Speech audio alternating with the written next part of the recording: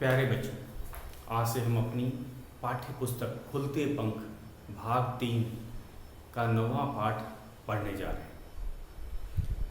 जैसा कि आपको पता है, 9वां पाठ हमारा बादल एक कविता है। कविता हमारी इस कविता के कवि हैं रमेश मिलन। कवि कौन होता है बच्चों? जो कविता लिखता है, जो कविता की रचना करता है। तो आज इस कविता में कवि बच्चों और बादलों के बीच में जो बातचीत हो रही है उसको बताता है। जैसा कि हमें पता ही है, सभी बच्चे जागरूक होते हैं और जिज्ञासु होते हैं। वे जानना चाहते हैं, संसार उनके लिए नया है और संसार में बहुत सी चीज़ें हैं, वस्तुएं हैं और उन सब के बारे में विस्तार से जानना चाहते हैं। तो बादल भी उन्हीं चीज़ों में से एक है, क्योंकि यह कभी आसमान में अलग अलग आकार में दिखता है, कभी उसका रूप बदल जाता है, कभी रंग बदल जाता है, कभी तो वे दिखते भी नहीं। तो बच्चों के मन में जिज्ञासा होती है कि बादल कहाँ से आते हैं, इतने ऊपर कैसे चले गए। तो इसमें कवि, इस कविता में कवि बच्चों को और बादलों के बीच में जो बातचीत हो रही है उसको बताता है। कवि और बच्चे दोनों ही कल्पनाशील होते हैं। तो इसी में इस कविता के माध्यम से हम दोनों के बीच की जो बातचीत है वे जानेंगे। तो सबसे पहला चीज़ है, आपको इस कविता को लिखना है। तो आपको पूरी कविता लिखनी है। तो मैं लिखने का गृह कार्य भी साथ साथ देता चलता हूँ। आज का गृह कार्य है, हमें यह कविता लिखनी है और याद करनी। तो हमारा कोई भी वीडियो ऐसा नहीं जाता है जिसमें कोई गृह कार्य नहीं दिया हो। तो शुरू करते हैं हमारी कविता बादल। तो बच्चे बादल से पूछ रहे हैं। मैंने आपको पहले ही बताया था, बच्चे जिज्ञासु होते हैं। जिज्ञासु का मतलब जानने की इच्छा रखना। इंग्लिश में क्यूरियस बोला जाता है। तो बच्चे हर चीज़ जानना चाहते हैं, छोटी से छोटी चीज़। उनको अगर कोई चिड़िया दिख जाती है तो उसके बारे में जानना चाहते हैं। उनका अगर पंख मिल जाता है तो वो पंख को उड़ाने की कोशिश करते हैं। हर चीज़ में वे, उनका जो हम कहेंगे प्रतिक्रिया बड़ों से अलग होती है, क्योंकि उन्होंने अभी दुनिया देखी नहीं। और जिसने दुनिया नहीं देखी है उसको देखने और समझने के लिए बहुत सी चीज़ें हैं यहाँ। और बड़े लोग शायद उन चीज़ों को अब जान गए हैं, या वे अब उनकी वो जानने की इच्छा कम हो गई है, ये कारण हो सकता है। तो हम कविता का पाठ करते। कविता बहुत ही छोटी है, लेकिन ये बहुत अच्छा बच्चों की जो है जानने की इच्छा के बारे में हमें बहुत भली प्रकार से बता रहा है। तो मैं पढ़ता हूँ और कविता लिख के भी आपको बताऊँगा। बादल भैया बोलो जी, भेद तो अपना खोलो जी। हम तो जानते हैं बादल को बच्चे अपना बड़ा भाई मानते हैं, भैया के समान मानते हैं। और जैसे कि बड़े भाई से व्यक्ति, जो छोटा भाई होता है, वह कुछ भी बेहिचक, बिना झिझक के सवाल पूछ सकता है, मांग सकता है। तो यही काम बच्चे भी कर रहे हैं। बच्चे कह रहे हैं, बादल आप हमारे बड़े भाई हो, आपको बोलना है और आपका भेद, रहस्य, भेद का अर्थ होता है रहस्य। बच्चे बादल का रहस्य जानना चाहते हैं। यहाँ रहस्य की क्या बात की गई है कि भाई बच्चों के मन में बहुत सी बातें आती हैं, जैसे कि बादल इतने ऊपर कैसे चले गए, बादल बनते कैसे, ये उड़ते कैसे, एक स्थान से दूसरी जगह चले जाते हैं, वर्षा कैसे लाते हैं। कभी कभी तो ये आसमान में दिखते भी नहीं, इनका रंग कभी एकदम रुई की तरह, कपास की तरह एकदम सफ़ेद हो जाता है, तो कभी जब वर्षा वाले बादल आते हैं तो एकदम काले रंग के होते हैं। तो बच्चों के मन में एक दो बहुत से सवाल हैं और वे इसका उत्तर स्वयं बादल से ही जानना चाहते हैं। हम लोग कहते हैं ना, सीधा जिसके बारे में वो सीधा उसी से पूछ लो, वो सबसे अच्छा जानकारी देगा। उसे फर्स्ट हैंड इन्फॉर्मेशन आप बोलते हो, तो बच्चे भी सीधा बादल से ही सवाल कर रहे थे, क्योंकि अब उससे अच्छा तो कोई बता ही नहीं सकता। तो सही है, तो बच्चे बादलों से उनका भेद जानना चाहते हैं। यहाँ भेद के बारे में रहस्य बोला गया है। मैंने रहस्य क्यों बोला गया है? जो चीज़ नहीं पता होता है वह सबके लिए रहस्य होता है। बच्चे जानना चाहते हैं बादल के आकार के बारे में, वे कैसे बनते हैं, कहाँ से आते हैं, कहाँ जाते हैं, क्या हवा ही उन्हें घुमाती है? उनके तो पंख होते नहीं हैं, फिर कैसे उड़ लेते हैं? तो ऐसी बहुत सी बातें थी बच्चे जानना चाहते। तो हम जब कविता की पंक्तियाँ भी लिखते जाते हैं, ये आपका गृह कार्य है। पूरी कविता आपको लिखनी है और याद करनी है, दोनों चीज़। तो बादल कविता है, तो मैं भी लिख रहा हूँ।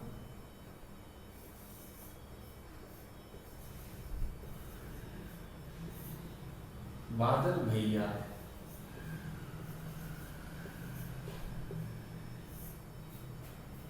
बोलो जी,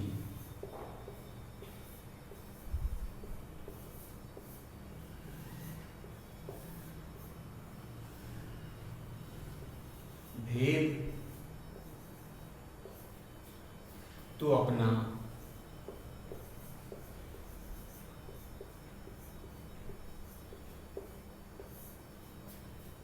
खोलो जी, खोलो जी। तो एक बड़ा अच्छा किया है, बादल को बड़ा भाई माना है, इसीलिए सम्मान देने के लिए जी भी लगाया है। ये बहुत कवि ने बहुत सोच समझ के इस कविता को लिखा है। तो बच्चे भेद बादल से ही पूछना चाहते हैं। बादल भैया बोलो जी, बादल से ही सवाल कर रहे हैं कि आप ही बताइए, क्योंकि अगर हम बादलों के बारे में जानना चाहते हैं तो बादलों से अच्छा कोई और नहीं बता सकता। और भेद जो रहस्य है, बहुत सी रहस्य होते हैं बादल में।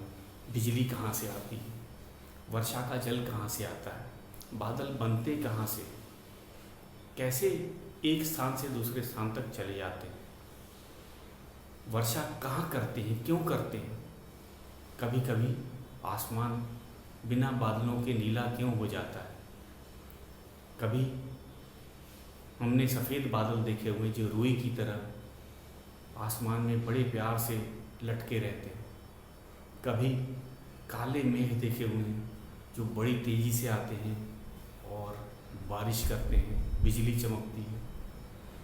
और ऐसे ही बहुत से रहस्य की चीज़ें हैं जो बच्चे बादलों से ही जानना चाहते हैं। वे नहीं चाहते कि अपने किसी और से पूछा जाए, क्योंकि शायद वे उतना अच्छा जानकारी न दे पाए।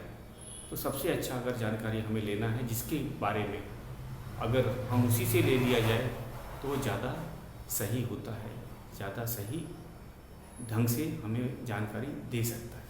इसीलिए बच्चे बादलों से ही जानकारी लेना चाहते हैं। फिर अब बच्चों के प्रश्न आते हैं। भेद तभी खुलेगा जब बच्चों के आप जो प्रश्न हैं वे उनका उत्तर दे पाओगे। तो बच्चों के क्या प्रश्न हैं, अगले पंक्ति में देखते हैं। बिन पंखों के, बिन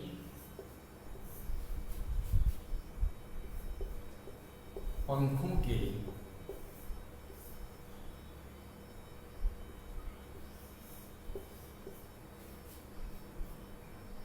उड़ते हो, उड़ते हो, आगे पीछे मुड़ते हो, आगे पीछे मुड़ते हो,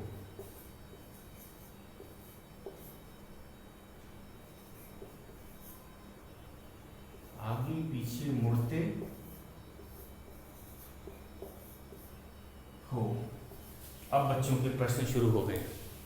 अब बादलों से उन्होंने प्रश्न करना शुरू कर दिया है, तभी वह रहस्य या वे भेद को जान पाए।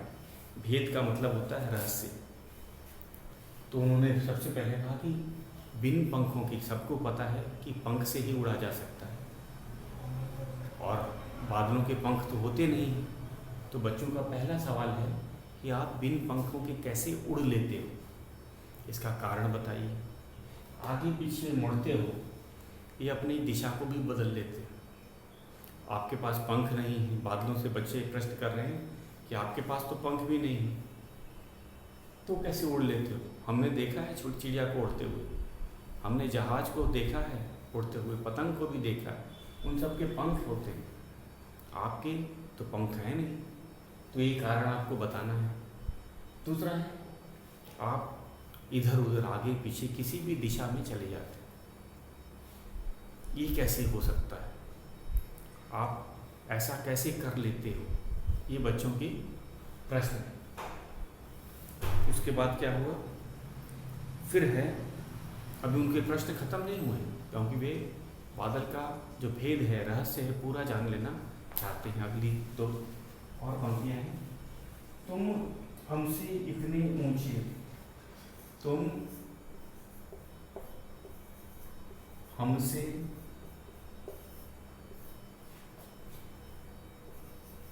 इतने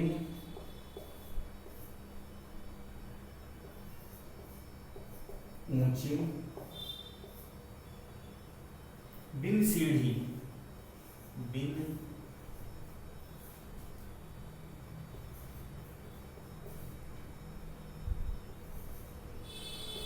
बिन सीढ़ी कैसे पहुंचे।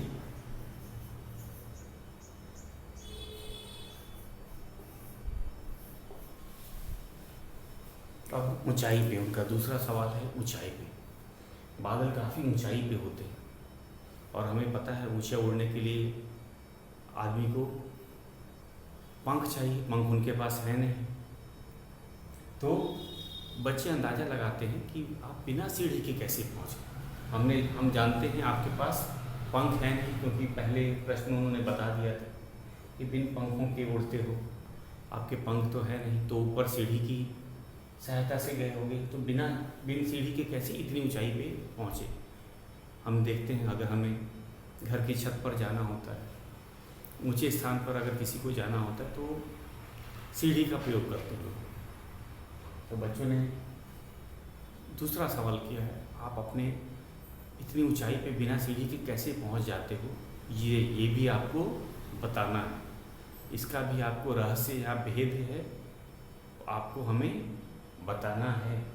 तो ये सब बच्चों के प्रश्न थे। एक तो उड़ने का कारण, एक आसमान में इधर उधर मुड़ने का कारण पूछा, और ऊंचाई पे कैसे पहुँचे इसका भी कारण पूछा है, और साथ में ये भी बता दिया है कि आप सीढ़ी का भी प्रयोग नहीं करते।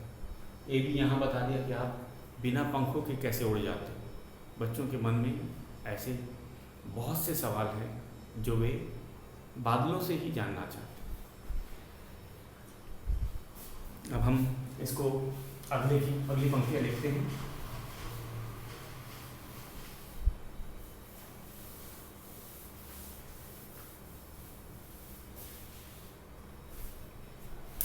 कहाँ से तुम लाते पानी, छम छम बरसाते पानी। अगली पंक्ति है, कहाँ से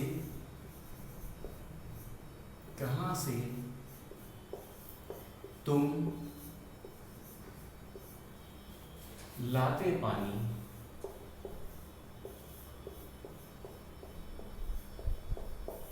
कहाँ से तुम लाते पानी, छम छम बरसाते पानी। दूसरी है, छम छम बरसाते पानी।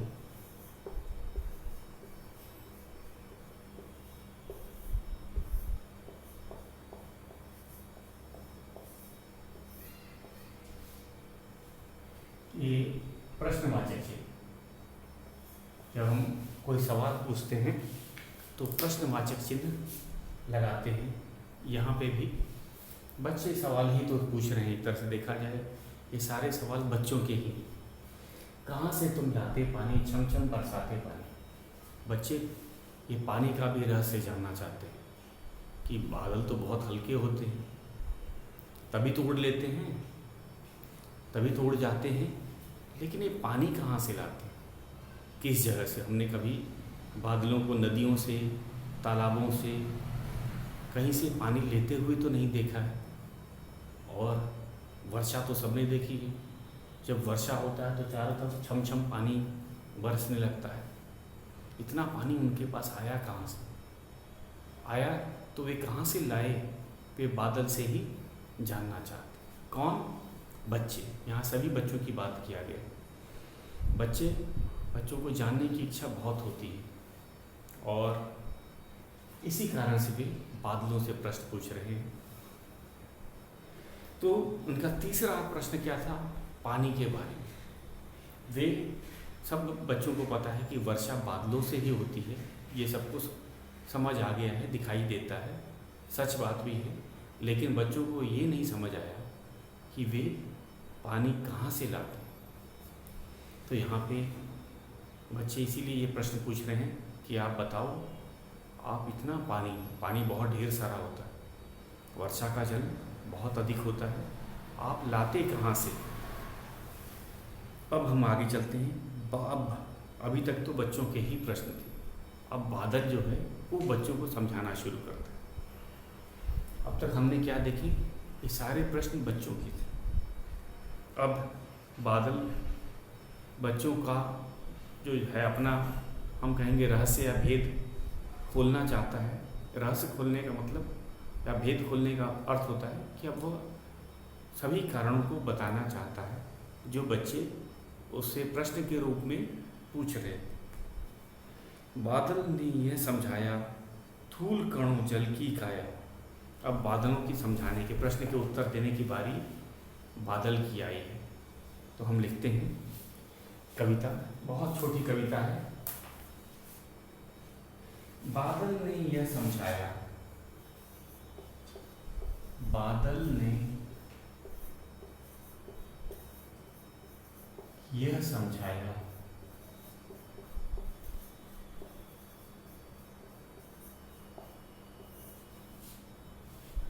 धूल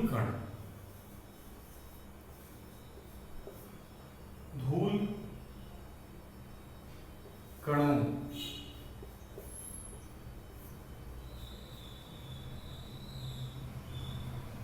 जल की काया, जल की काया।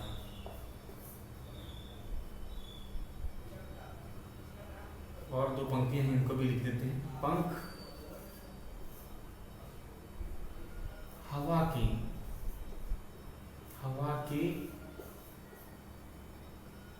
मैं लाया बिन सीढ़ी,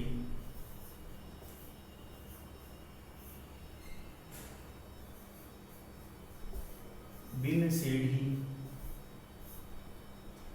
ऊपर आया, ऊपर आया।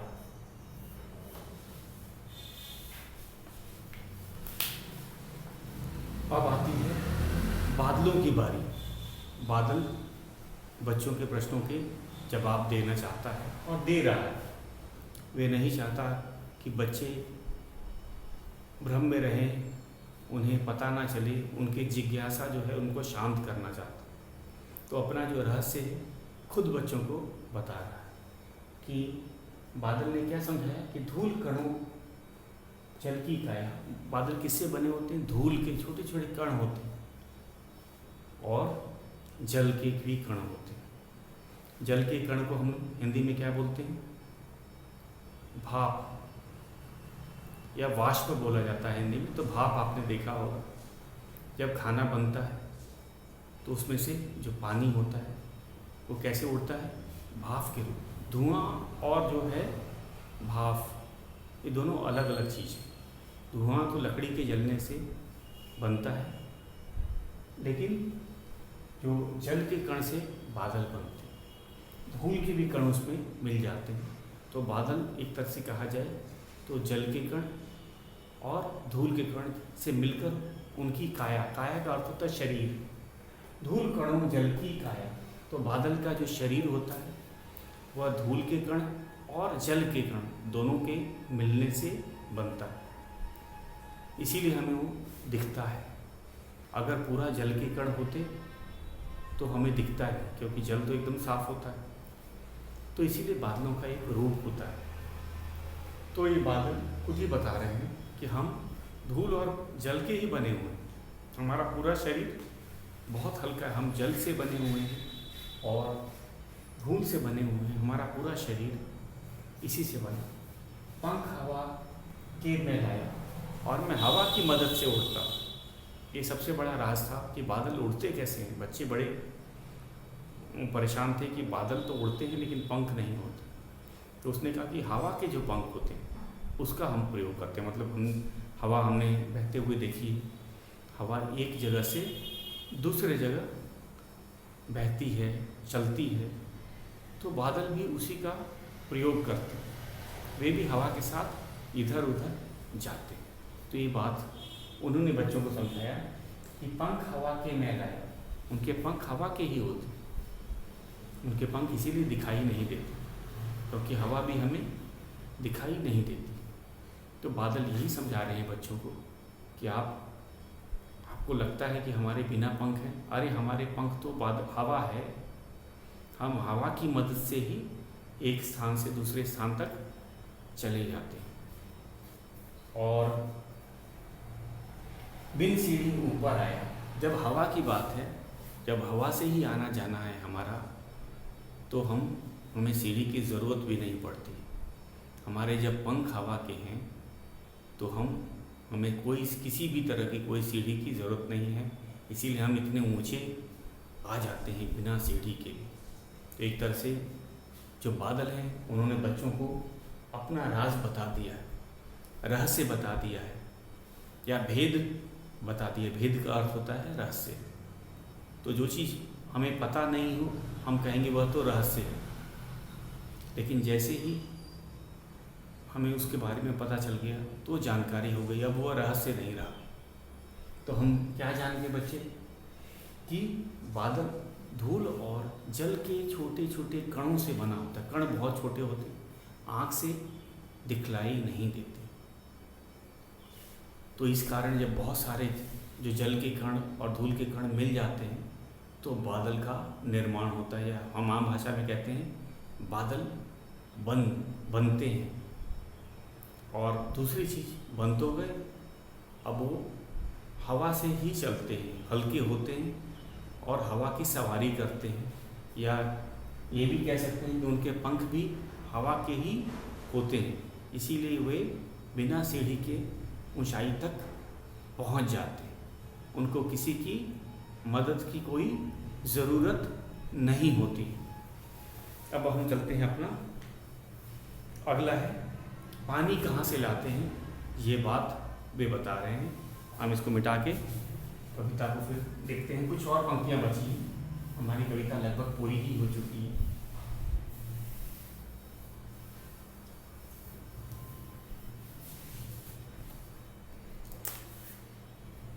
सागर से लाता पानी। अगला है, बच्चों का एक प्रश्न था कि आप पानी कहाँ से लाते हो। सागर से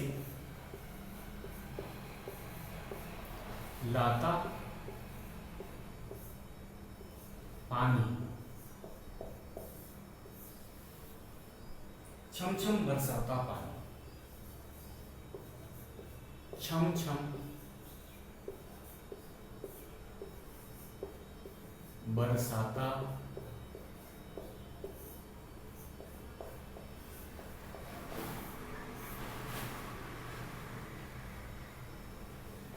पानी। बात सभी में, बात सभी में,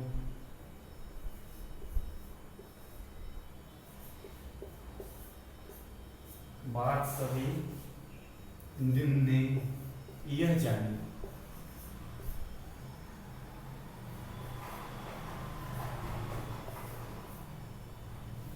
खाई सबने,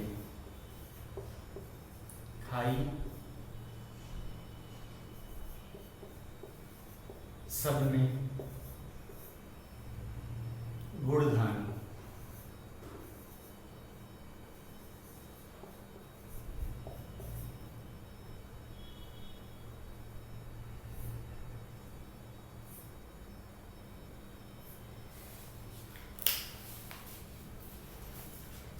अब आ जाते हैं फिर से बादल बताने लगता है कि मैं पानी, बच्चों का प्रश्न था आप पानी कहाँ से लाते हो, तो बादल कहता है सागर से लाता पानी। ये जो समुद्र है वहाँ से पानी आता है। समुद्र में बच्चों क्या होता है, जब धूप पड़ती है तो जो पानी के कण होते हैं वे निकलने लगते हैं, उड़ने लगते हैं। जैसे कि हमारे कपड़े सूखते हैं तो क्या है, कपड़े का पानी भी उड़ जाता है। उसी तरह समुद्र में चारों तरफ पानी ही पानी होता है। तो जो जल के कण होते हैं समुद्र से वाष्पित हो जाते हैं, हिंदी में वाष्पित कहा जाता है उड़ने को, तो वे उड़ जाते हैं और बादल का निर्माण करते हैं या बादल बनाते हैं। तो उन्होंने कहा कि हमारा मुख्य स्रोत क्या है, समुद्र से। समुद्र में बहुत पानी है, आपको पता है धरती का 70% 70% जो पोर्शन है वो समुद्रों से पानी से ढका हुआ है। तो वहाँ से पानी उनको आसानी से मिल जाता है। 70% 70 बहुत ज़्यादा होता है, तो आसानी से उनको पानी मिल जाता है वहाँ से, वो इसी कारण से। और इसीलिए वे बहुत पानी बरसाते हैं, उनको पानी की कोई कमी नहीं होती। लेकिन ध्यान देना, जो समुद्र का पानी उड़ता है तो नमक नहीं आता है, नमक नीचे ही रह जाता है। जो जल के कण होते हैं एकदम शुद्ध होते हैं, उनमें नमक नहीं होता है। इसीलिए जो वर्षा का पानी है वो स्वाद में खारा नहीं होता है, मीठा होता है। ये आपने ध्यान दिया होगा कभी, क्योंकि वे जल के कण जो हो जाते हैं वो नमक के कण को वहीं छोड़ देते हैं। तो उन्होंने, बादलों ने एक कारण भी बताया, बात सभी ने ये जानी सबने खाई गुड़धानी। तो ये सारी बातें सभी बच्चों को पता चल गई। अब बादलों के बारे में जो रहस्य था या हम कहेंगे भेद था, अब वो खुल चुका था। अब सारे बच्चे जान गए थे कि बादल ऊंचे कैसे उड़ते हैं, हल्के कैसे होते हैं, कैसे बने होते हैं। धूल कण और जल के कणों से ही बने होते हैं और वे समुद्र से ही पानी लाते हैं। जो उनको जल के कण जो मिलते हैं वो समुद्र से ही मिलते हैं। तो ये था बादलों का रहस्य। और यह बात सभी ने यह जानी, ये सभी बच्चों के बारे में कहा जा रहा है, बात सभी ने यह जानी। सभी बच्चे अब ये बात जान चुके हैं कि बादल की बहुत सी जो बातें थे, कैसे बनते हैं, कहाँ से पानी लाते हैं, वर्षा कहाँ से करते हैं, ऊंचे उड़ते कैसे हैं, बिना पंखों के उड़ते कैसे। अब सब बच्चे ये कारण जान चुके हैं। सबने खाई गुड़धानी। यहाँ गुड़धानी का अर्थ है एक गुड़ और धान की एक पकी हुई खीर, एक मिठाई होती है, उसको गुड़धानी कहा जाता है। गुड़ और धान के लावे से बनी हुई। तो एक तरह से जब जानकारी मिल जाती है तो वो भी एक अच्छी चीज़ होती है। जैसे हमें मिठाई अच्छी लगती है, उसी तरह अगर कोई जानकारी, सही जानकारी मिल जाती है किसी चीज़ की, तो वह भी हमें आनंद देती है या हमें मज़ा आता है। जैसे कि मिठाई या गुड़धानी खाने से हमें आनंद आता है। तो बच्चों, ये थी हमारी कविता। बहुत ही आसान है, बहुत ही छोटी है। आज का गृह कार्य आपको नोट कर लेना है। आपको एक कविता पूरी लिखनी है अपनी हिंदी की नोटबुक में और एक बादलों का चित्र बनाना है। सब कुछ बादलों से लिया गया है। तो आज का गृह कार्य फिर से आप लिख लीजिए। आपको बादल कविता को पूरी तरह से आपको अपनी नोटबुक में लिखना है और याद करना है, और साथ का साथ एक चित्र बनाना है बादलों का। काले बादलों का बना दीजिएगा, जो हमारी पाठ्यपुस्तक कविता में भी बनी हुई है। बादल बनाना बहुत मुश्किल नहीं। तो आज का ये था हमारा गृह कार्य। याद करना भी गृह कार्य का ही भाग होता है। केवल लिख लेना से ही काम नहीं चलेगा, तो आपको नोटबुक पे लिख करके याद करना है। तो आज के लिए बस इतना ही।